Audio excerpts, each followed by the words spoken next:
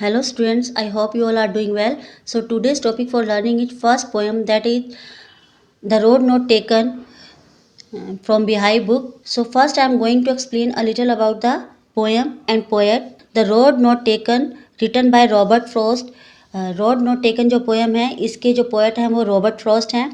Robert Frost का जो जन्म हुआ था वो 1874 में हुआ था सैन फ्रांसिस्को में, और इनकी जो डेथ हुई थी वो 1963 में हुई थी। रॉबर्ट फ्रॉस्ट जो है एक अमेरिकन पोएट हैं, लेकिन इनकी जो सबसे पहला पोएम का कलेक्शन था वो इंग्लैंड में पब्लिश हुआ था। उसके बाद इनकी जो पोएम्स थी वो अमेरिका में पब्लिश होनी स्टार्ट हुई थी। रॉबर्ट फ्रॉस्ट की हर पोएम जो भी वो राइटिंग्स लिखते हैं या पोएम्स लिखते हैं उनमें हमारी लाइफ के लिए कोई ना कोई, हमारे जीवन के लिए कोई ना कोई मैसेज छिपा होता है, और इनकी सारी ही पोएम बेस्ट हैं। The road not taken poem भी हमारी लाइफ को ही सिंबलाइज करती है। इस पोएम में भी पोएट ने एक हमारे जीवन के जब हम किसी दोराहे पे आते हैं उनके ऊपर मैसेज दिया है। In the poem the road not taken the road symbolise our life. जो the road not taken poem है इसमें जो रोड है वो हमारी लाइफ को सिंबलाइज करती है।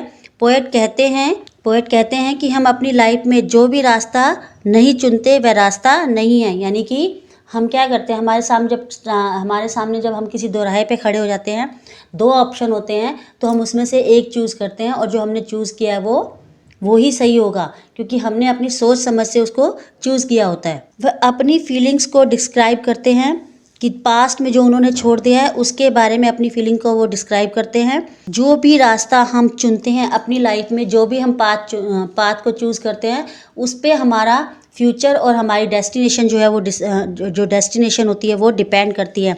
यानी कि जो भी हम अपना पाथ चुनते हैं तो जो हमारा फ्यूचर होता है उससे बहुत ज़्यादा इम्पैक्ट होता है, प्रभावित होता है, क्योंकि हमारी लाइफ जो होती है उसी पे डिपेंड करती है। तो इसमें पोएट जो है एक इम्पोर्टेंट मैसेज देना चाहते हैं कि जो भी हम रास्ता चुनते हैं जो फ्यूचर के लिए, वो हमारी लाइफ को बहुत ही इम्पैक्ट करता है।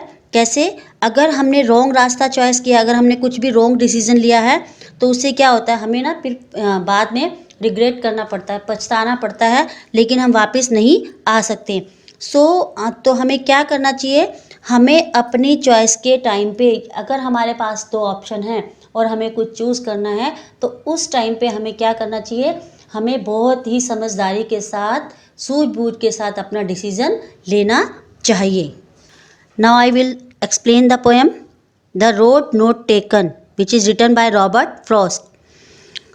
Two roads diverged in a yellow wood, and sorry I could not travel both, and be one traveler long I stood and looked down one as far as I could to where it bent in the undergrowth.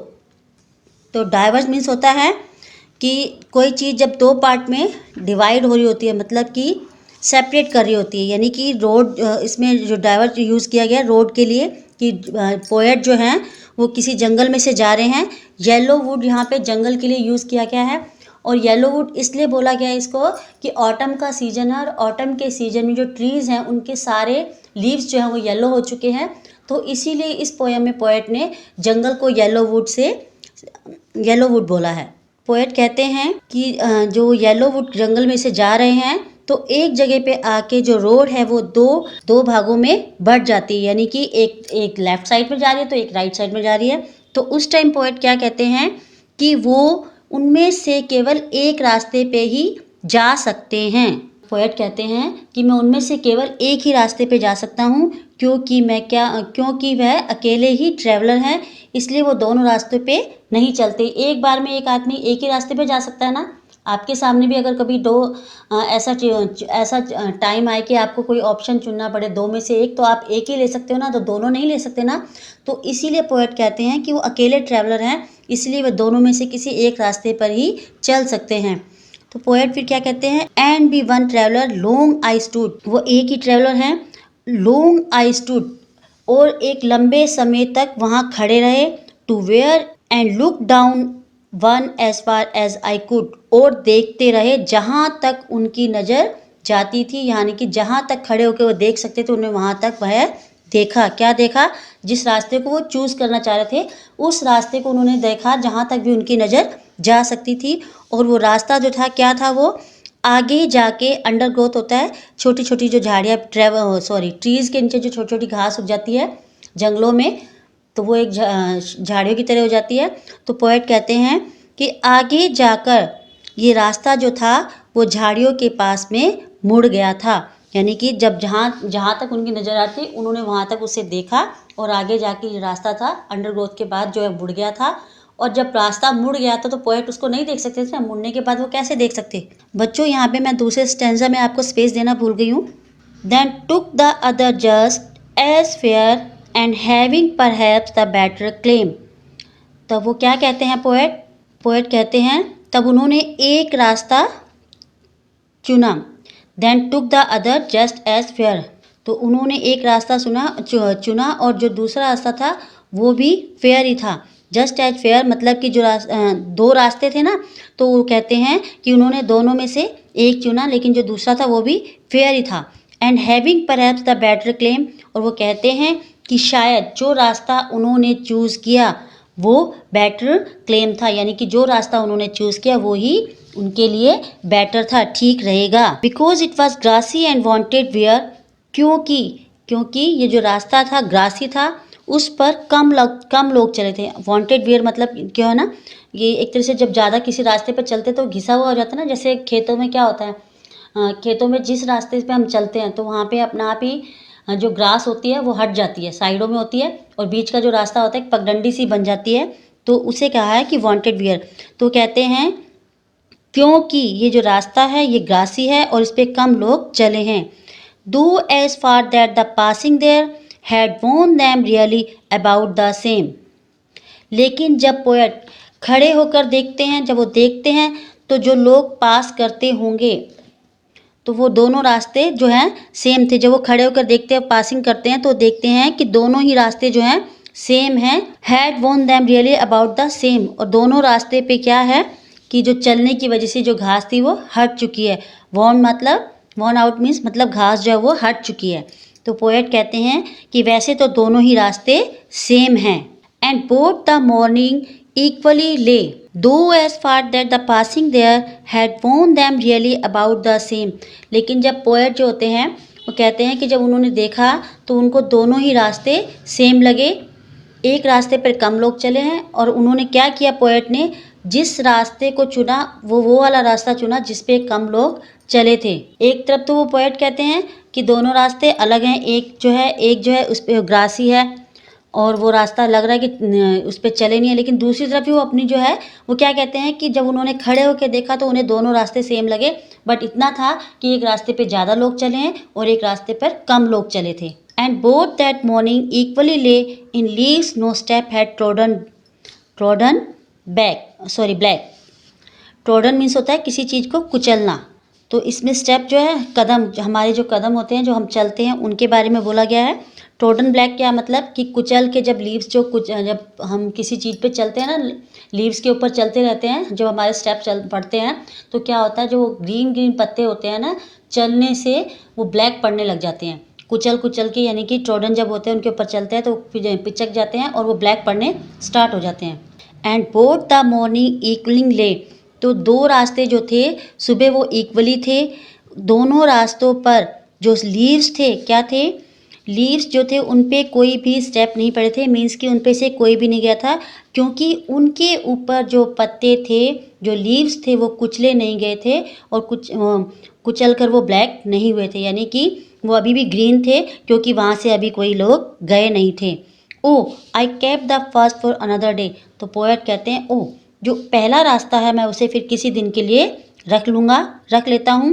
Yet knowing how way Leeds on two way out doubt if I should ever come back. Poet कहते हैं कि मैं शायद, वो जानते हैं कि जो जंगल में जो रास्ते होते हैं वो आगे जाके सब मिल जाते हैं, बदलते रहते हैं, सेम रास्ते हो जाते हैं आगे जाके। तो पोएट कहते हैं कि शायद ही मैं इस रास्ते पर कभी वापस आ सकूँगा, कि वो पोएट कहते हैं कि मुझे नहीं विश्वास कि मैं इस रास्ते पे दोबारा आ पाऊँगा, यानी कि जो मैंने एक बार चूज़ कर लिया, जो मैंने पाथ एक बार चूज़ कर लिया ना, अब मैं उस पर चल रहा हूँ और मुझे नहीं लगता कि मैं एक लंबे टाइम के बाद इस रास्ते पे दोबारा वापस आ पाऊँगा। I shall be travelling with a sigh somewhere ages and ages hence। तो पोएट जो हैं आप बताते हैं अपने एक्सपीरियंस के बारे में इसमें बताते हैं कि पोएट कहते हैं कि फ्यूचर में मैं बहुत ही रिलीफ के साथ, साई मतलब एक तरह से गहरी सांस लेके, मतलब रिलीफ फील करके वो कहते हैं कि फ्यूचर में मैं बहुत ही रिलीफ के साथ कह सकता हूँ कि एक बार क्या था, मैं किसी जंगल से जा रहा था और मेरे सामने जो रास्ता था वो दो पार्ट में बट गया था और मैंने क्या किया, and I took the one less travelled by, और मैंने कौन सा रास्ता चूज़ किया जिस पे लोगों ने कम ट्रेवल किया था, and that has made all the difference, और उसने मेरी लाइफ, और जो आज मैं जो हूँ वो उसी की वजह से हूँ, जो मेरी लाइफ में आज डिफरेंस है, चेंजेस है, वो इसी वजह से हैं। यानी कि पोएट क्या कहना चाहते हैं, इसमें पोएट ये मैसेज देना चाहते हैं कि कई बार क्या होता है, हम लोग कहीं भी हमारे पास दो ऑप्शन होते हैं तो हम कैसा चूज़ करते हैं कि देखते हैं कि सब ने लिया, इसी को हम ले लेते हैं। तो पोएट कहते हैं कि लेकिन मैंने वो नहीं लिया, वो रास्ता नहीं चुना जिस पे सब चले थे, यानी कि उन्होंने वो रास्ता देखा जिस पे कम लोग चले थे और उसे चूज़ किया, और वो क्या हुआ, जो भी आज वो लाइफ में बने हैं, अपनी लाइफ में जो भी हैं वो सक्सेस हैं, वो अपने उसी डिसीज़न की वजह से हैं। मीन्स कि हमारा जो डिसीज़न होता है वो हमारे फ्यूचर में बहुत मायने रखता है। हमारा जो डिसीजन है वही हमारा फ्यूचर बनाता है। फ्यूचर में जो हमारी पसंद है वो हमारे फ्यूचर को बहुत ज़्यादा इम्पैक्ट करती है, गहरा प्रभाव डालती है। इम्पैक्ट मीन्स एक तरह से प्रभाव डालती है हमारे फ्यूचर के ऊपर। कैसे डालती है, अब बच्चों मैं आपको समझाना चाहूँगी कैसे डालती है हमारे फ्यूचर पे, इम्पैक्ट कैसे करती है। क्या होता है, अब जब से जैसे आप लोग हो, आप 10th के बाद आपको फिर आपके पास भी ऐसा ही टाइम आएगा जब आपको चूज़ करना होगा कोई एक ऑप्शन। जैसे कोई अपना साइंस में जाना चाहेगा, कोई नॉन मैड में लेना चाहेगा, कोई मेडिकल लेना चाहेगा, कोई आर्ट्स में जाएगा, कोई कॉमर्स लेना चाहेगा। तो उस टाइम जो आप डिसाइड करोगे, जो आप अपने लिए स्ट्रीम चूज़ करोगे, वो आगे जाके आपके फ्यूचर में आपका फ्यूचर बनाएगी। यानी कि फ्यूचर में आप जो भी बनोगे, क्यों बनोगे, जो आपने अपने 10th के बाद जो डिसीज़न लिया है, जो आपने स्ट्रीम चूज़ किया, आप उसी के अकॉर्डिंग तो बनोगे। इसीलिए लाइफ में अगर आपको कभी भी कुछ चूज़ करना हो तो बहुत सोच समझकर और समझदारी के साथ चूज़ करना चाहिए। जो भी हमारी चॉइस है उसे बहुत सोच समझकर और समझदारी के साथ करना चाहिए, क्योंकि अगर हमने एक बार रॉन्ग डिसीज़न ले लिया ना तो फिर वो हमारा पूरा फ्यूचर डिस्ट्रॉय कर सकता है।